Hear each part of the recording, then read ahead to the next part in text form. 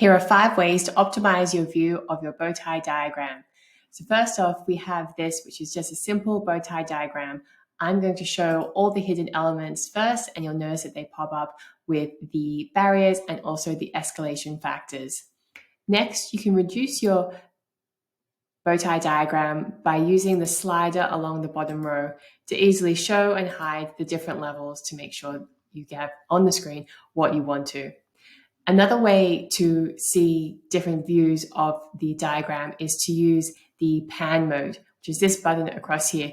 This will allow you to move around. You can also zoom in and zoom out. My favorite tip is to hold down Shift and you'll be able to move around the diagram this way. You can use the zoom in and zoom out buttons on the left.